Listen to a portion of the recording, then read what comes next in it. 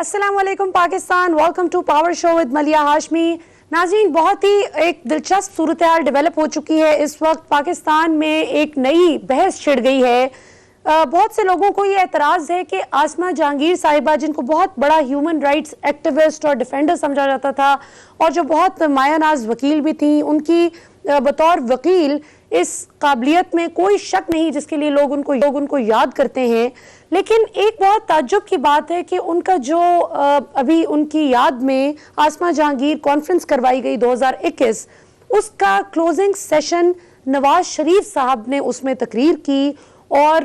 एक ऐसा शख्स जो कि 3 बार पाकिस्तान का वजीर आज़म रह चुका हो और तीनों बार उन्होंने पाकिस्तान का सर शर्म से झुकाया हो और अब तो वो मफरूर भी हैं, मुजरिम भी हैं। पाकिस्तान की अदालतों को जो शख्स मतलूब हो उसको ऐसा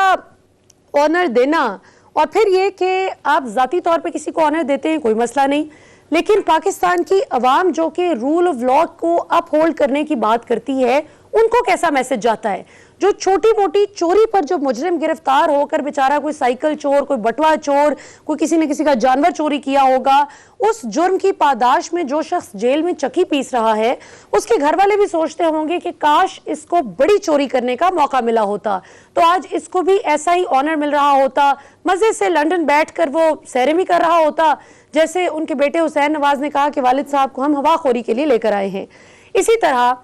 इमरान खान साहब की हुकूमत में भी आप कई लोग देखें कि वो महज हुकूमत का हिस्सा है, इसलिए उन पर उस तरह से हाथ नहीं डल रहा। ये भी अपोजिशन का शिकवा बिल्कुल बजा है, चाहे वो खुसरो बख्तियार हों या दीगर लोग हों, हमें कोई एहतसाब होता हुआ नजर नहीं आता। और अब जो गैस की शॉर्टेज की सूरत हाल है, तो उसमें भी हम देखते हैं कि नदीम बाबर कुछ और बात करते थे, हमाद अजहर अब अपनी बात कर रहे हैं। और अब हुकूमत की ये जो नई बहस छिड़ गई है कि एक टेलीविजन प्रोग्राम में एक एंकर पर्सन ने जो सवालात किए, उन सवालात पर बहस हो रही है कि वो सवालात क्यों किए जा रहे हैं, जबकि असल बात तो ये होनी चाहिए कि उन सवालात के जवाब ये हैं। हुकूमत का काम सहाफ़ियों के साथ बहस बराए बहस नहीं होता। हाँ, अगर कोई सहाफ़ी गलत बात करे, कोई फेक न्यूज़ दे, कोई गलत तज्जिया करे, वो तो भरपूर तरीके से हर पाकिस्तानी सिटीजन को हक है, सिर्फ हुकूमत को नहीं, सिर्फ सहाफ़ियों को नहीं कि एक दूसरे को एक्सपोज करें। हर पाकिस्तानी शहरी का ये हक भी है और फ़र्ज भी कि गलत बात पर लोगों को कॉल आउट किया जा सके अगर अवाम को गुमराह किया जा रहा है। लेकिन यहाँ पे बहुत इंपॉर्टेंट सवाल ये है कि शहरी जो गैस शॉर्टेज की वजह से अब परेशान हैं, शहर शहर अब ये कहानी हमें सुनाई दे रही है। तो इस हवाले से हुकूमत क्या इक़दामात लेने जा रही है, इस पर हुकूमत को इन संजीदा सवालात के जवाब बहरहाल देने होंगे।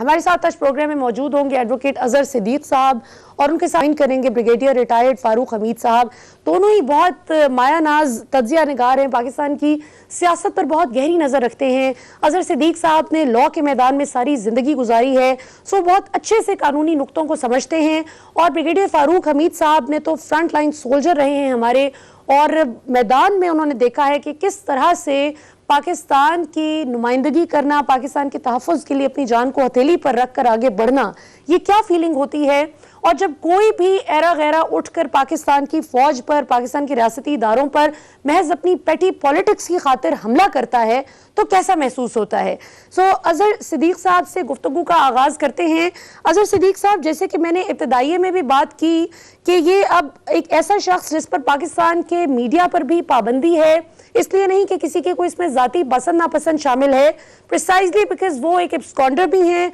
मुजरिम हैं, अदालत से वो मफरूर हैं। और पाकिस्तान से जाहिर है कि इस वक्त पाकिस्तान की अदालतें चाहती हैं कि वो वापस आएँ और अपनी सज़ा पूरी करें, जो कि हर पाकिस्तानी सिटीजन का फ़र्ज़ है कि अदालत के अहकामात पर अमल पैरा हो। तो कैसे देखते हैं सारी डेवलपमेंट को कि जब 19 से 21 नवंबर की ये 3 तारीखें बहुत इंपॉर्टेंट थी, कि जिसमें एक गुरु नानक का भी वो सारा सिलसिला था, जिसमें सिख कम्युनिटी बहुत खुश नजर आई पाकिस्तान में, और भारत के मुंह पर एक ठीक ठाक तमाचा पड़ा कि हम पाकिस्तान को कितना पूरी दुनिया में बदनाम करने की कोशिश करते हैं, लेकिन पाकिस्तान में माइनॉरिटीज़ कितनी खुश हैं। तो क्या आपको लगता है कि इस कॉन्फ्रेंस का इस तरह से इनकाद करवा कर इसको कंट्रोवर्शियल बनाना और एक एब्सकॉन्डर को, एक कॉन्विक्ट को क्लोजिंग सेशन पर तकरीर करने की ग्रेस देना, और क्या आपको लगता है कि ये पूरी दुनिया में एक तरह का मैसेज है कि हम ऐसे लोगों को रिस्पेक्ट करते हैं और इस अहम इवेंट से तवज्जो मबजूल करवाना अवाम की, कि जो बहुत माइनॉरिटीज़ की इज्जत होते हुए हमने पूरी दुनिया में देखा कि पाकिस्तान को अप्रिशिएट किया गया। पहली तो बात है, मुझे शदीद अज़र सिद्दीक साहब, आप सुन पा रहे हैं? आपको किसने कह दिया कि आसमा जहांगीर बहुत बड़ी ह्यूमन राइट एक्टिविस्ट है, बड़ा काम किया है? मैं चैलेंज कर रहा हूं आपके चैनल पे, सुन लें उनके एक भी केस दिखा दे मां सिवाय सियासी केसों के अलावा और कोई केस ह्यूमन राइट्स के पब्लिक इंटरेस्ट के हवाले से उन्होंने आज तक किया हो। आप सर्च कर सकती है, नेट पे देख सकती है। उनका एजेंडा बुनियादी तौर पर एक खास एजेंडा था कि जिसके लिए उनकी एनजीओ को फंड मिलते थे, वो माइनॉरिटीज के इश्यू को उठाती थी, और वही एक एजेंडा था जिसको अपना मंतकी अंजाम तक पहुंचाने के लिए उन्होंने ठेका लिया था, और आजकल भी वही कर रहे हैं। इस कॉन्फ्रेंस का इनकार करके आप हैरान रह जाएंगे कि इनके फंड करने वाले कौन लोग हैं। जिन लोगों ने इनको फंड किया, जो एजेंडा उन्होंने तय करके दिया, उसी एजेंडे के तहत सारे का सारा अगर आप एजेंडा उठाकर देख लें तो ये एक प्री प्लान, एक तयशुदा स्ट्रेटजी थी। उनमें जो लोग गए, फिर बाकायदा उनके लिए क्या करना था, क्या तय करना था। अली अहमद कुर्द का क्या ताल्लुक इस सारे मसले से अगर देखा जाए, अब सार आलम का क्या ताल्लुक इस सारे मसले से, हामिद मीर की क्या कंट्रीब्यूशन है, कि जो उन सब यानी ऐसी क्या खास चीज है कि सिर्फ आपने एक फिक्र के लोगों को इकट्ठा किया, फिर आपने बाकायदा हॉल के अंदर भी ऐसे लोगों को इकट्ठा किया कि जिनका मकसद ये था कि खास एजेंडा जो है, और वो एजेंडा समझने मुश्किल नहीं है, उसको आप कड़ियों से कड़ियां मिलाएं। बाकायदा इस तरह की बातें अगर अदालतों के हवाले से होनी थी, पिछले साल भी हो सकती है, सेमिनार पिछले साल भी हुआ था, लेकिन इस साल राना शमीम से पहले अगर आप चीजें उठाकर देख लें, नवाज शरीफ की बाहर मुलाकातें देख लें, और क्लोजिंग सेशन के अंदर नवाज शरीफ को, एब्सकॉन्डर को, जो पैमरा के मैंने रुकवाया हुआ है बाकायदा कि एक एब्सकॉन्डर नहीं आ सकता, और उसको बुलाना, ऐसी क्या खास चीज थी उनके पास कि एक ऐसे आदमी को जो कन्विक्ट था, पूरी दुनिया में ये कॉन्सेप्ट नहीं है, वो है ऐसे आदमी को प्रवोक नहीं करने देते, ना उसको इंपॉर्टेंस देते हैं। आर्टिकल 19 को सामने रख दे, इंसाइटमेंट टू ऑफेंस के बाद क्या आप चाहते हैं कि एक आदमी जो करप्ट है, सजाएं हुई हैं, उसको बाकायदा अहमियत दी जाए, उसकी शख्सियत को उजागर किया जाए, ताकि बाकी लोग भी ये करें। पूरी दुनिया में ऐसा नहीं हुआ, लेकिन यहाँ हो रहा है। दूसरी बात जो समझने वाली है कि मैं समझता हूं हमारी जुडिशरी को बड़े ध्यान से सोचना चाहिए था कि इस एजेंडे के तहत, देखिए जस्टिस काली फाई साहब, मुझे शदीद इख्तलाफात है कि उनके बारे में कंट्रोवर्शियल शख्सियत है, उनके अपने हवाले से अगर देखा जाए, उनको भी इस सेमिनार में बुलाना, फिर खास तौर पर वो सो कॉल्ड लिबरल जो फिफ्थ जनरेशन हाइब्रिड वार के जो प्रमोट करने वाले लोग हैं, वो सारे साहब जाकर बैठे हुए हैं स्टेज के आसपास, जगह सारी उन्होंने, और मैंने तो बाकायदा जो है ना, हमारे एक दोस्त हैं, वो बाकायदा इस हवाले से इनको एक लेटर लिखने लगे हैं कि इसका फंड किसने किया, किन किन लोगों ने किया, जितने लोग ऑर्गेनाइजर थे उनका टेलीफोन का डाटा लेना है और इनके बारे में निकालना, और वो चीजें सारी सामने आपकी आ जाएंगी कि ये सारे को मेन जो स्पॉन्सर है बिहाइंड किसी जगह वो नवाज शरीफ है, और उसका मकसद आपके सामने आ गया। फिर दूसरी बात एक ज़हन में रखिएगा मुलिया साहब, ये बड़ा जरूरी अमल हो गया है। मैं नहीं समझता कि आज के बाद ऐसी कॉन्फ्रेंस को पाकिस्तानी जुडिशरी में से किसी को बाकायदा अहमियत देनी चाहिए, ना इनमें जाना चाहिए। और अब जो एजेंडा सामने आ चुका है, और बड़ा अच्छा जवाब दिया, मैं यही चैलेंज कर देता हूँ। अली अहमद कुर्द साहब का भी अगर आप किरदार देख लें, उन प्रोफेशनल कितने वकील हैं, कितने बलोचिस्तान हाईकोर्ट में या पूरे पाकिस्तान के हाईकोर्टों में केस है उनके, सुप्रीम कोर्ट में कितने केस है वो पेश, यानी वो आदमी जो कोर्टों में पेश नहीं होता वो अदालतों के बारे में बात आता है। शर्म आनी चाहिए ऐसे आदमी को। और दूसरी बात है, जवाब जो दिया चीजों से, आपने बताया कौन सा केस है, मैं भी चैलेंज करता हूँ कौन सा केस है। आप वो सिर्फ नवाज शरीफ के केसों को बुनियाद बनाकर, जस्टिस काली भाई साहब के केस को, कॉन्ट्रोवर्शियल केस को बनाकर, और वो भी हमने देख लिया कि फैजाबाद धरने के हवाले से चीजें सारी सामने आ गई, वो भी क्लैरिटी के साथ आ गई। और वो ये बुनियादी तौर पर एक जो चीज समझने वाली है कि वो चाहते हैं कि अदालतें इतनी बेतौकीर हो जाए कि ये लोग इतने ताकतवर है, इन करप्ट को ना पूछा जाए। यानी खास तौर पर इन लोगों का देखा जाए तो उनका एजेंडा क्या है कि भाई आप करप्शन में कोई बात ना करें, आप लूट मार में कोई बात ना करें, आप इसमें, यानी मैं एक सवाल मैं ये भी उठा दूंगा आपको, जिन किसी ने मेरी अदलिया के ऊपर उठा लो है कि 126 नंबर पे, मैं चैलेंज करता हूं उन लोगों के ऊपर भी, पाकिस्तान के अगर एक आम आदमी को इंसाफ नहीं मिलता तो यहाँ तो रोजाना सड़कों पे खुदकुशी हो जानी चाहिए, यहाँ लोग आम आदमी को मिलकर यहाँ एहतजाज करना चाहिए। खुदारा डोंट डू दिस। ये एक एजेंडे के तहत पाकिस्तानी अदलिया को बदनाम कर रहे हैं कि वो यानी क्या करना चाहते हैं कि आइंदा से किसी अशराफिया को पकड़ा ना जाए, उसका केस अदालतों में ना आए, उसका ट्रायल ना हो सके। बुनियादी तौर पर ये एक एजेंडा है, और जिसको प्लेटफॉर्म जो है ना, ये आसमा जहांगीर फाउंडेशन है और इनके कर्ता दादा लोगों ने प्लानिंग के साथ फ्राहम किया, और ये मामले को छोड़ना नहीं चाहिए यहाँ पर। यानी मैं जो समझता हूँ अली अहमद कुर्द की तकरीर और बिल्कुल बाकी सारे सही। मामले है, वो बगावत है। हमारी स्टेट एजेंसीज को जो सिविल इंतजामिया है उनको हरकत में आना चाहिए। और दूसरी जहां तक बात है, तौहीन अदालत कमिट की है, आपने बगैर किसी केस का कोई सबूत के बगैर आपने पब्लिक फोरम पे जो इंटरनेशनली देखा जा रहा है, आपने अली अहमद कुर्द साहब ने और जो जितने वो ऑर्गेनाइजर थे उन्होंने तौहीन अदालत कमिट की है, और वो बाकायदा सुप्रीम कोर्ट भी टेकअप कर सकती है, लाहौर हाई कोर्ट के चीफ जस्टिस बैठे हुए थे वो भी टेकअप। मैं और उम्मीद करता हूं कि जस्टिस अख्तर मिनल्ला साहब इस मामले को देखेंगे। जो सबसे ज्यादा जो है ना आर्टिकल 19 को फ्लाउट जो हुआ है ना, वो इस्लामाबाद हाई कोर्ट के हवाले से चीजें बड़ी सामने आई। हम बड़े अरसे से कह रहे हैं कि इसको रेगुलेट कर लें। आर्टिकल 19 इतनी आजादी नहीं देता है कि आप बाकायदा तौहीन अदालत करें, आप इदारों के बारे में बगावत करें, इंटेग्रिटी एंड सिक्योरिटी पे बात करें, इंसाइटमेंट टू ऑफेंस की बात करें। ये वो सारे मसाइल हैं। अब मौका आ गया, अगर नहीं रोका फिर यहाँ कोई नहीं रुक सकेगा। बिल्कुल सही। ब्रिगेडियर फारूक हमीद साहब, आपकी तरफ आना चाहूंगी। जैसे बिल्कुल दुरुस्त फरमाया एडवोकेट अजहर सिद्दीक साहब ने कि आर्टिकल 19 मैंने भी पढ़ रखा है पाकिस्तान के कॉन्स्टिट्यूशन का, वो कैटेगोरिकली स्टेट करता है, और बल्कि अभी मैं 3 दिन ट्रेनिंग करवाती रही हूं तो उसमें 12 इस आर्टिकल का जिक्र आया कि हर शख्स को, हर पाकिस्तानी सिटीजन को भरपूर आज़ादी है कि वो भरपूर तरीके से अपने फ्रीडम ऑफ एक्सप्रेशन के राइट को एक्सरसाइज करे, अपनी बात कहे जो वो कहना चाहता है, लेकिन उसकी बात मजहब के खिलाफ नहीं होनी चाहिए कि मजहब की जानबूझकर वो तौहीन का मुर्तकिब हो, या फिर नेशनल इंटरेस्ट को जानबूझकर हिट करने की कोशिश नहीं करनी चाहिए। सो यहाँ पर जो दूसरा मामला है वो तो बिल्कुल गड़बड़ नजर आता है। और आसमा जहांगीर साहिबा खैर दुनिया से जा चुकी हैं, बिल्कुल सही अजहर सिद्दीक साहब ने उनकी एक रीरन किया कि जो भी उनकी केसेस की डिटेल थी। लेकिन एक बात मैं ऑडियंस को बताती चलूँ इससे पहले कि मैं ब्रिगेडियर साहब की तरफ सवाल लेकर चलूँ। आसमा जहांगीर साहिबा, बहुत से लोग नहीं जानते कि शहबाज शरीफ साहब का जो 56 कंपनीज का केस था, जो 56 कंपनीज की बात की जा रही थी कि इन पर इंक्वायरी होगी, उनमें से कई कंपनीज के केस आसमा जहांगीर साहिबा के पास मौजूद थे। वो वकील थी शहबाज शरीफ साहब की और उन केसेस की तैयारी कर रही थी, और जाहिर है कि जिंदगी का वक्त उनका इतना ही था और वो इंतकाल कर गई। ब्रिगेडियर साहब,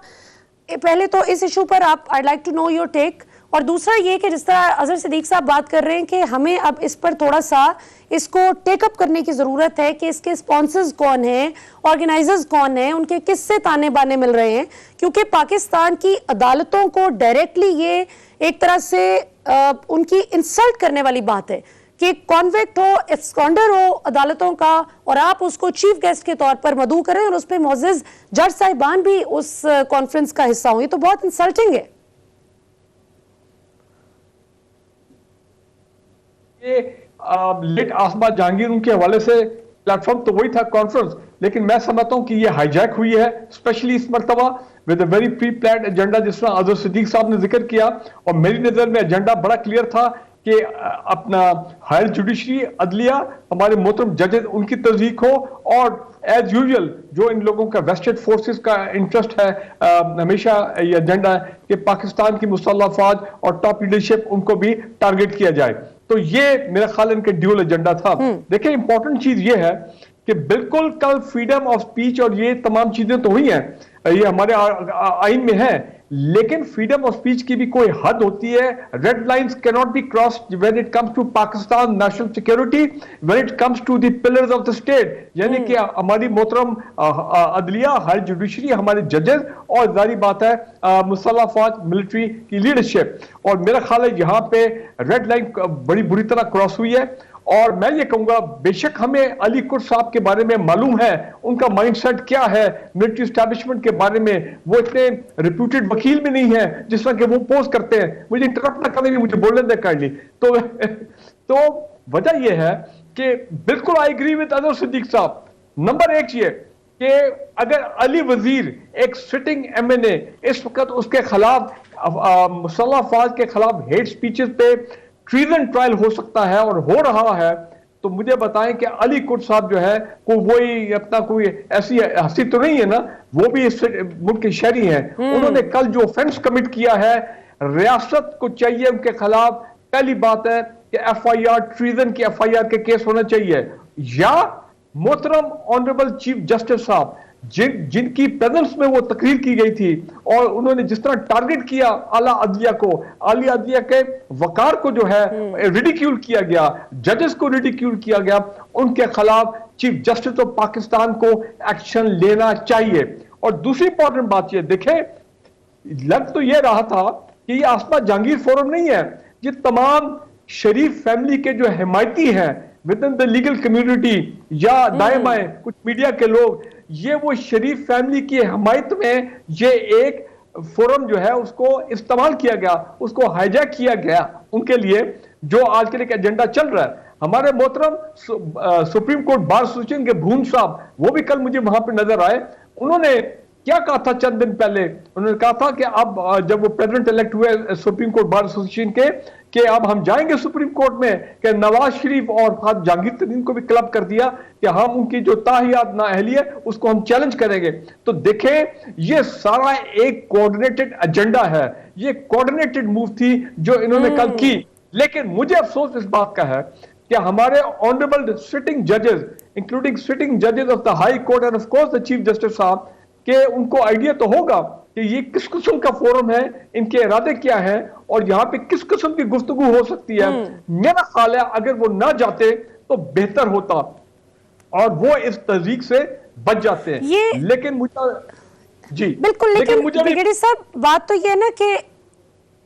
जी इस हद तक तो कोई भी एक्सपेक्ट नहीं कर रहा था कि इस हद तक वो आगे निकल जाएंगे। और अली अहमद कुर्द साहब से बंदा पूछे कि जिस तरह से उन्होंने बड़ी जोशीली तकरीर करते हुए कहा कि जी वो एक जर्नैल पाकिस्तानी शहरी जो हैं वो नीचे हैं, जर्नैल जो है वो बहुत ऊपर है, अब ये फ़र्क ख़त्म होगा। तो मैं तो हैरान हूँ कि ये जिस तरह जिन सियासी लीडर्स की ग़ुलामी में जिस तरह की ये गुफ्तगू करते हैं और उनकी करप्शन पर कभी सवाल करने की जुर्रत नहीं होती, उनके केसेस उनके खिलाफ पकड़ना तो दूर की बात, उनको कभी क्वेश्चन नहीं करते, तो पाकिस्तान की नई नौजवान नस्ल को ये क्या पैगाम दे रहे हैं? और फिर ये कि वो एक लेफ्टिनेंट से शुरू होता है पाकिस्तान का फौजी, आप तो खुद पाकिस्तान के, जाहिर है कि आप ब्रिगेडियर रिटायर्ड हैं, तो जरा थोड़ा सा अवाम को ये भी बताएं कि एक फौजी जब लेफ्टिनेंट भर्ती होता है तो उसके बाद से जनरल बनने तक का उसका क्या सफर होता है। और ये अदलिया की जो भी उनको शिकायतें हैं कि जी हम 126वें नंबर पर हैं, तो वो अगर आपको नाकिस कारकर्दगी लगती है और उसका मुर्द इल्जाम फौज को ठहराना तो ऐसे ही है कि जैसे कोई शख्स पूरा साल बिजली का बिल अदा ना करे और जब बिजली का कनेक्शन कट जाए जिस दिन तो अपने हमसाये को कोसने लगे। क्या कहेंगे? देखिए जी, बात बड़ी सिंपल है। अगर अदलिया की पोजीशन 126 आउट ऑफ 130 आई है at the international level out of the judiciary compare to other countries, तो इसकी जिम्मेदारी तो मैं समझता हूं हमारे ये जो कल जो लोग बैठे हुए थे लीगल फ्रेटर्निटी के लोग, मैं खास कर बात कर रहा हूं उन वोकला के जो बैठे हुए थे, ये अजहर सिद्दीक साहब, इनकी कैलिबर के और कितने हजारों हमारे माशाल्लाह पाकिस्तान में लॉयर्स हैं, लेकिन कल जो लोग बैठे थे ये कौन लोग थे? इनकी वजह से अदलिया यहां तक पहुंची है। नंबर एक,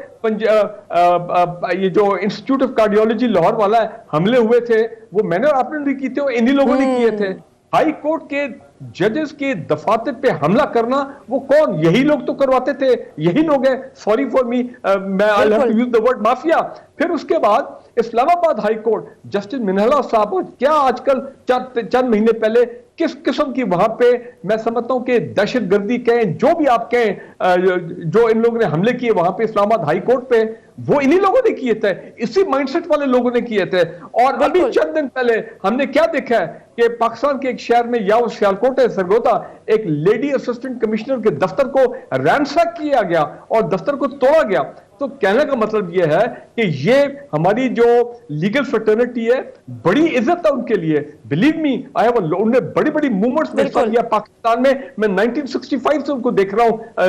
अपना अयूब खान की जो डेमोक्रेसी मूवमेंट्स है। लेकिन चंद लोग हैं जिन्होंने हमारी लीगल फ्रेटर्निटी को बदनाम किया, उसको हाईजैक किया है, और उन्हीं की वजह से हमारे जो जजेस हैं वो भी बदनाम हो रहे हैं। वो केसेस को खराब करते हैं कोर्ट में, और फिर ऐसे केसेस आते हैं जिसमें जनाब जो दहशतगर्द हैं, जिनको सजाए मौत दी हुई है, उन लोगों को जनाब छोड़ दिया जाता है। पेशावर हाई कोर्ट की मैं बात कर रहा हूं। आपका सवाल, यस, लेफ्टिनेंट से जनरल बनने के लिए ये कोई ओवरनाइट नहीं होता। ये 35-40 साल का सफर है, मेहनत का सफर है, हार्डवर्क है, इसमें खून है, पसीना है, इसमें मेरिट है, और you go through different stages of progression. ये और हर पाकिस्तानी जानता है, ऐसे तो नहीं है। तो मेरा कहने का मतलब है मैं ये कहूंगा अली कुर्द साहब ने, मोहतरम चीफ जस्टिस साहब का मैं शुक्रिया अदा करता हूं, आई commend him, I salute the honourable chief justice कि उन्होंने अली कुर्द साहब की और बाकी ऐसी माइंडसेट वाले लोगों की ठीक ठाक क्लास ली है चीफ जस्टिस साहब ने, और जो उन्होंने कहा बिल्कुल सही है, ये फसाद क्रिएट कर रहे थे, ये इंतशार क्रिएट करना चाहते थे पाकिस्तान में, क्योंकि ये देखते हैं कि और रास्ते बंद होंगे, तो यही एक तरीका है कि पाकिस्तान में हंगामा ही करो, लोगों को इंसाइट करो और लीगल फ्रेटर्निटी को इंसाइट करो। तो मैं, और दूसरी बात ये है जो मैं लास्ट में पॉइंट करना चाहता हूं, नवाज शरीफ साहब को अगर उनको बुलाया गया था इस तकरीर के लिए, फवाद चौधरी साहब, हैट्स ऑफ टू हिम, आज मैं उनकी ट्वीट सुन रहा था, किसी ने लिखा था कि उनको भी बुलाया गया था, उन्होंने कहा जी मैं नहीं जाऊंगा, कि अगर एक मफरूर मुजरिम को बुलाया जाता है तो ये सबकी तज़हीक है, ये सबकी इंसल्ट है, जुडिशरी की इंसल्ट है, ये हमारे जजेस की इंसल्ट है, ये हमारी लीगल फ्रेटर्निटी की इंसल्ट है। वो लोग जो रूल ऑफ लॉ की बात करते हैं, ये है रूल ऑफ लॉ कि आप एक मफरूर मुजरिम को कहते हैं आप आके बातचीत करें। अभी तुमको, तो मेरे कहने का मतलब ये है कि ये इस पे एक्शन होना चाहिए जिस तरह अजहर साहब ने तजवीज किया है। मैं चीफ जस्टिस ऑफ पाकिस्तान से भी अपील करता हूं कि कल पहला वर्किंग डे है, मेरा ख्याल इस पे एक्शन होना चाहिए और रियासत को घबराना नहीं चाहिए। FIR करें for treason and let the trial take place. बिल्कुल ठीक है, क्योंकि इतनी जितनी ढील दी गई उतना ही ज्यादा फिर आइंदा आगे बढ़कर ये पाकिस्तान की रियासत पर मजीद हमले करेंगे। और ये भी नाज़रीन, इससे पहले कि हम ब्रेक पर जाएं, ये भी मेंशन करना बहुत जरूरी है कि अभी रिसेंटली जो हमने देखा कि जो बिल्स पास हो गए, इस पर ऑपोजिशन को एक दुख तो अपने तई ये था कि इनको शिकस्त हो गई, जो ये समझ रहे थे कि शायद मिलिट्री और सिविलियन लीडरशिप आपस में एक सिंक्रोनाइज्ड तरीके से नहीं चल रहे, जिसको ये सेम पेज कह कर ताने देते हैं,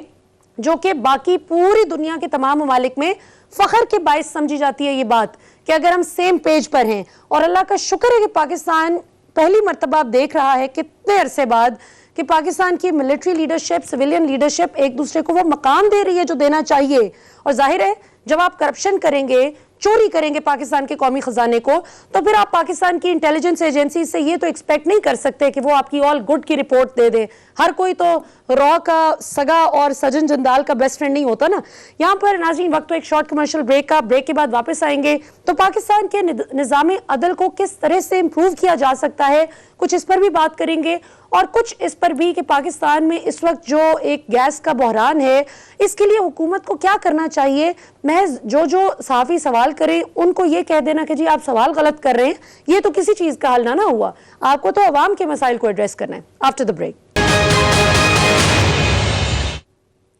वेलकम बैक नाज़रीन, हमारे साथ मौजूद हैं ब्रिगेडियर रिटायर्ड फारूक हमीद साहब और एडवोकेट अजहर सिद्दीक साहब। अजहर सिद्दीक साहब की तरफ जाते हैं। कल अजहर सिद्दीक साहब हमारे साथ मौजूद थे, जनाब सेनेटर बैरिस्टर एतजाज़ अहसन साहब, जिनसे हमने बहुत तफसील से डिस्कस किया राना शमीम साहब का एफिडेविट भी जिसको उन्होंने बताया कि ये कानूनी तकाजे हैं जिनको उन्हें पूरा करना पड़ेगा अगर उसकी क्रेडिबिलिटी उनको इंश्योर करवानी है अदालत को, जो कि उनको मुश्किल लग रहा था, क्योंकि जस्टिस आमिर फारूक साहब का भी जो हमने देखा कि chief justice of Islamabad high court Athar Minallah साहब ने भी कैटेगोरिकली बताया कि वो पाकिस्तान में उस वक्त मौजूद ही नहीं थे, जिस हवाले से रेफर किया जा रहा था कि वो वहां पर थे और जो इल्ज़ाम लगाया गया उन पर।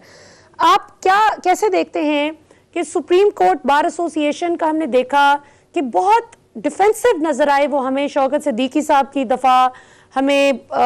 ये जस्टिस फाइज ईसा साहब की दफा भी कि हुकूमत कौन होती है सवाल करने वाली, वगैरह वगैरह।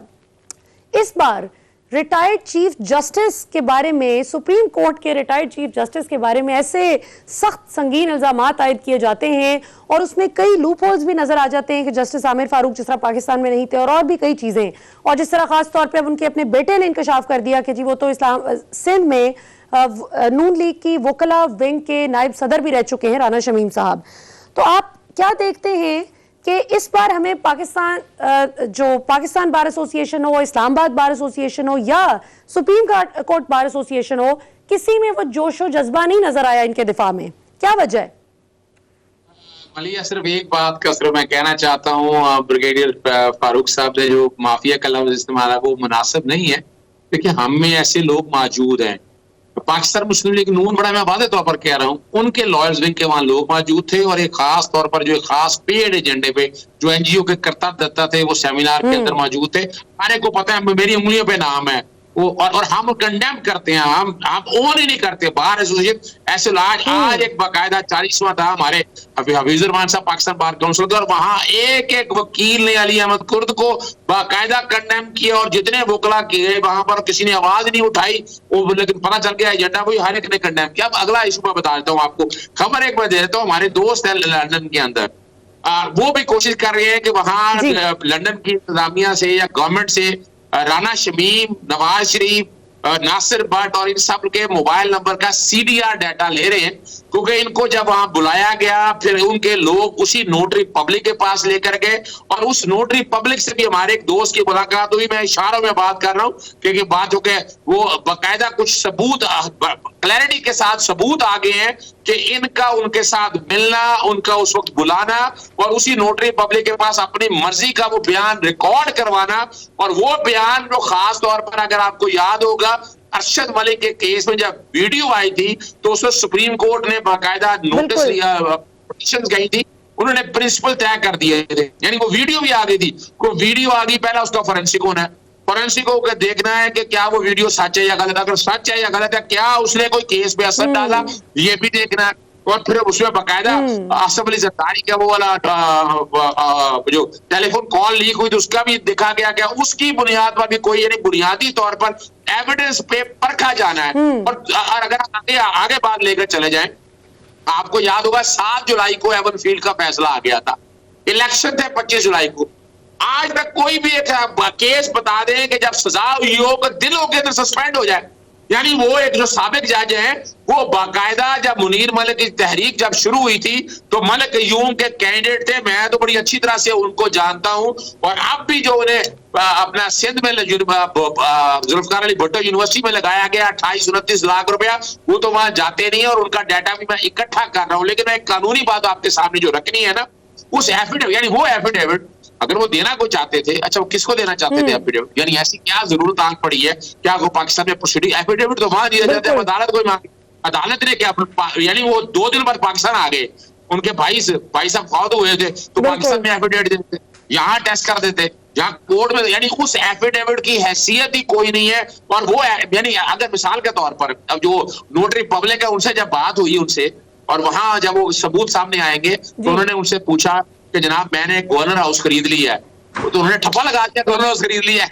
अंदाजा लगाए ना, तो उसे क्या गवर्नर हाउस उनका हो जाएगा? भैया नोटरी पब्लिक के पास जो आप कुछ कहते हैं वो उसने अटेस्ट करना है, वो कोई कोर्ट नहीं है, उसने क्रॉस एग्जामिन करना है, आपसे सवाल जवाब करने हैं, तो आइंदा से फिर अदालत बंद करके नोटरी पब्लिक के पास ब्याज देके फैसले करा लिया करेंगे। तो ये उसकी एक कानूनी पोजीशन भी है। थर्ड बात जो बड़ी बात तौर पर है कि राना शमीम साहब ने तौहीन अदालत कमिट की है और उनको बाकायदा शो काज इससे सवाल, और वो एक चीफ जज है, चीफ जज जो है ना वो सेशन जज के बराबर होता है, यानी इनको जब वो पीसीओ लगा था उस वक्त जज बनाया गया तो उन्होंने निकाल दे दिया गया था इनकी एबिलिटी के ऊपर, क्रेडिबिलिटी के ऊपर के एक आदमी आप यही से देख लें क्या क्या फायदा ले रहे हैं और क्या एडवांटेज ले रहे हैं। अब वो जो तौहीन अदालत के अंदर मिसाल के तौर पर आप उन्होंने आकर साबित करना है। और दूसरी, हाँ एक बात मैं भूल गया आपको कि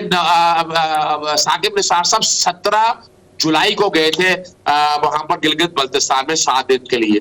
और 25 जुलाई को इलेक्शन हो गए थे। अब यहाँ अगर उनकी बात को अगर फर्स्ट फॉर द टाइमिंग मान भी लिया जाए तो नजर ये आ रहा है कि ये एक बाकायदा प्लान मूव है हमारी अदालतों को मलाइन करने के लिए, अदालतों को बाकायदा कंट्रोवर्शियल बनाने के लिए। और मैं चाहूंगा कि हमारी अदालतों को खड़े होना चाहिए, यानी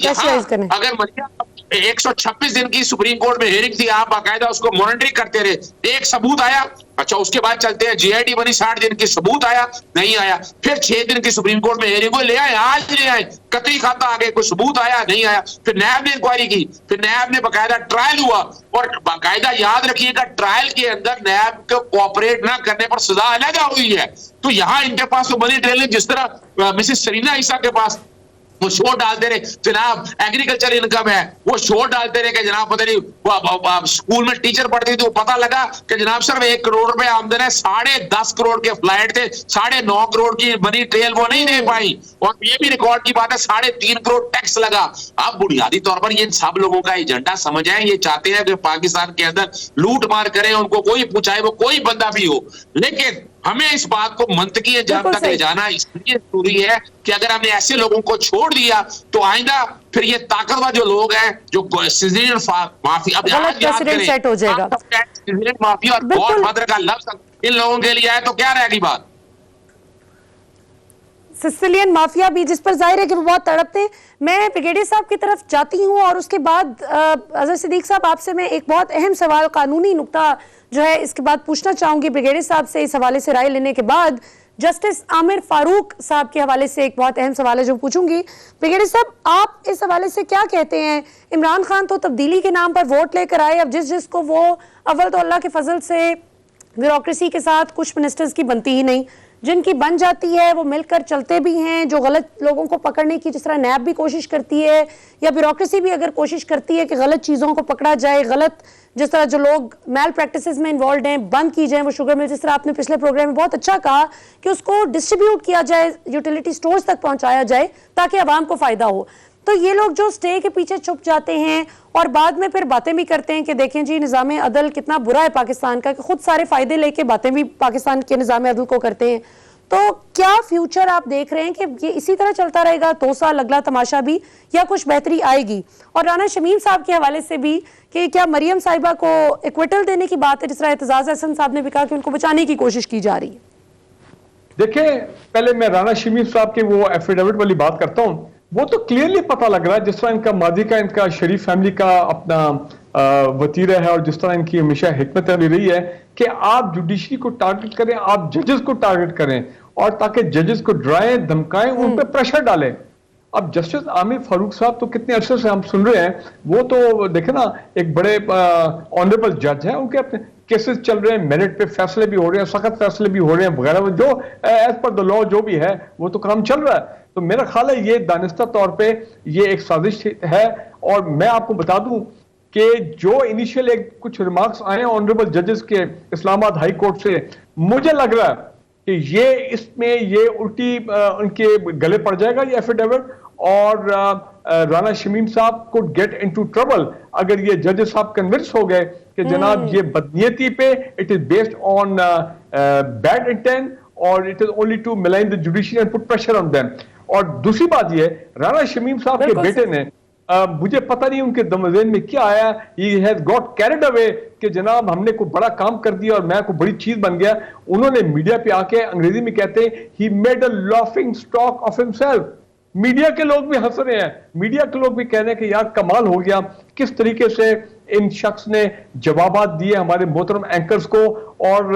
hats off to those anchors को, उन्होंने ठीक ग्रिलिंग की है और उन्हें एक्सपोज कर दिया अवाम के सामने, लाइव प्रोग्राम में वो एक्सपोज हो गए। तो लिहाजा मैं समझता हूं ये भी एक बहुत बड़ा सेटबैक हो गया, और जो ऑनरेबल अदलिया जो है वो भी देख रही है कि जनाब ये सारी मिली भगत, ये लाफिंग स्टॉक तो जानबूझ के नहीं बने ब्रिगेडियर साहब। लाफिंग स्टॉक तो मुझे लगता है वो जानबूझ के नहीं बन रहे थे, जो कह रहे थे कि कलर कार तक फैसल ऑर्डर के साथ मैं रेस लगाता हूँ, आ जाए वो भी, मेरी बीवी नाराज है तो गाना मैं सुना सकता हूँ आपके शो में, जो कुछ वो कर रहे थे। That only showed his immaturity, number एक, कि वो they were not serious, they were taking it, इसको इन्होंने एक ऐसी किया रौला डालने के लिए, हंगामा क्रिएट करने के लिए, जब ये केस वहां पे इस्लामाबाद हाई कोर्ट में ट्राई हो रहा है, तो ये तो खैर मामला उल्टा हो जाएगा,